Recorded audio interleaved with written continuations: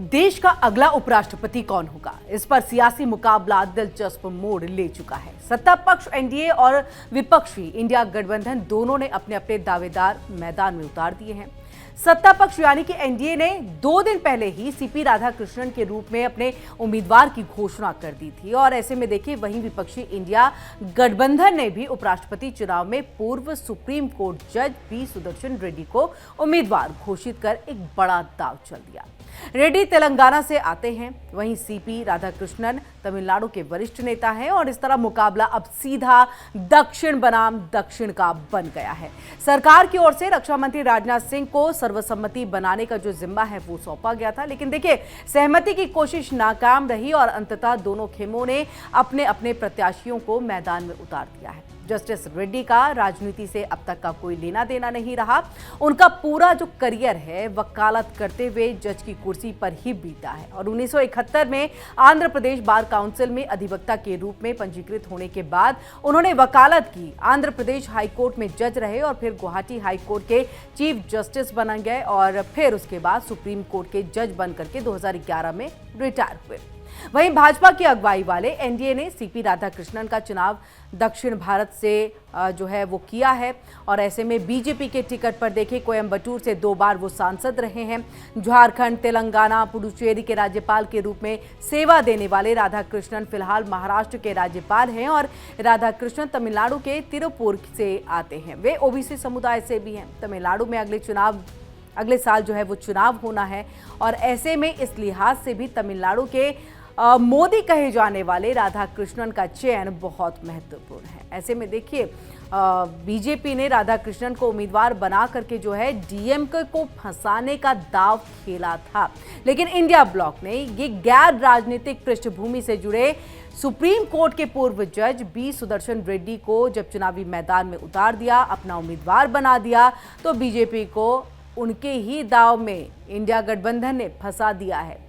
आंध्र प्रदेश और देखिए तेलंगाना से ताल्लुक रखने वाले बी सुदर्शन रेड्डी के नाम पर एनडीए के सहयोगी मुख्यमंत्री चंद्रबाबू नायडू को घेरने की जो चाल है वो चली गई है और इसके अलावा देखिए कि पूर्व सीएम जगन मोहन रेड्डी की वाईएसआर कांग्रेस के साथ तेलंगाना के पूर्व सीएम के चंद्रशेखर राव की बीआरएस को भी यहां पर फांसने की कोशिश की गई है। अब बात देखिए संसद के नंबर गेम की आ जाती है, ये बहुत महत्वपूर्ण है देख पाना। भारत के अगले उपराष्ट्रपति के रूप में निर्वाचित होने के लिए किसी भी उम्मीदवार को कम से कम 394 वोटों की जरूरत होगी। बीजेपी के नेतृत्व वाले एनडीए के पास 422 सांसद हैं, जिनमें मनोनीत सदस्य भी शामिल हैं जो एनडीए उम्मीदवार का समर्थन कर सकते हैं। अब ऐसे में देखिए कि एनडीए के सांसदों की संख्या 542 सदस्यों वाली लोकसभा में 293 और राज्यसभा में 129 है, जहां सदन की जो प्रभावी संख्या है वो वर्तमान में 245 है। अब इंडिया ब्लॉक की बात कर लेते हैं। उनकी वर्तमान ताकत जो है वो लगभग 300 है। इस ब्लॉक में कांग्रेस, समाजवादी पार्टी, डीएमके, शिवसेना, उद्धव गुट, बाला साहेब ठाकरे, राष्ट्रवादी कांग्रेस पार्टी, शरद चंद्र पवार की हम बात कर रहे हैं, भारतीय कम्युनिस्ट पार्टी, मार्क्सवादी, राष्ट्रीय जनता दल आरजेडी, झारखंड मुक्ति मोर्चा और वहीं आप साथ ही इंडियन यूनियन मुस्लिम लीग और इसमें शामिल है। ऐसे में देखिए कि इंडिया ब्लॉक जगन मोहन रेड्डी की वाईएसआर कांग्रेस पार्टी से भी संपर्क की योजना जो है वो बनाई जा रही है, जिसमें 7 राज्यसभा सांसद हैं और 5 लोकसभा सदस्य हैं।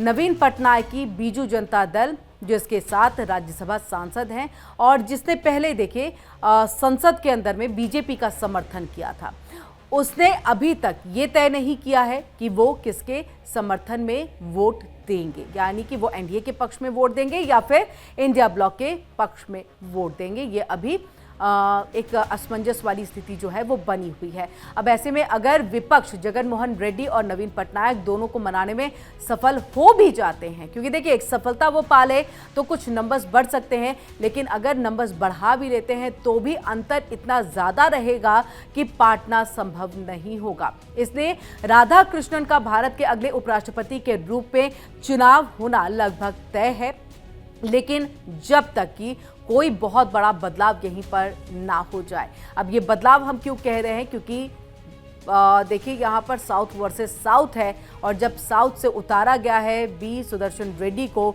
तो अब इसमें बीजेपी के कुछ सहयोगी दल जो है वो ऑब्जेक्शन थोड़ा सा कर सकते हैं राधा कृष्णन और सुदर्शन के बीच में, और ऐसे में इशारा जो है वो आपका चंद्रबाबू नायडू की तरफ है।